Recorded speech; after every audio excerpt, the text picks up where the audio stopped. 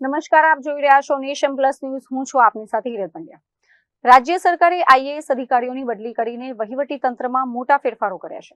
બદલી કરવામાં આવેલા આઈએએસ અધિકારીઓમાં ગીર સોમનાથ જિલ્લાના કલેક્ટર એનડી ઉપાધ્યાયનું નામ પણ સામેલ છે. ગીર સોમનાથના વર્તમાન કલેક્ટર એનડી ઉપાધ્યાયને હવે ખેડા નડિયાદ જિલ્લાની જવાબદારી સોંપવામાં આવી છે. તેમના સ્થાને ગાંધીનગર મ્યુનિસિપલ કમિશનર તરીકે ફરજ બજાવતા જીતેન્દ્ર વાઘેલાની ગીર સોમનાથ જિલ્લાના કલેક્ટર તરીકે નિયુક્તિ કરવામાં આવી છે.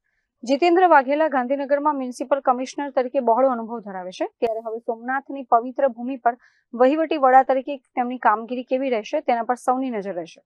આગામી દિવસોમાં બંને અધિકારીઓ પોતપોતાનો નવો ચાર્જ સંભાળશે.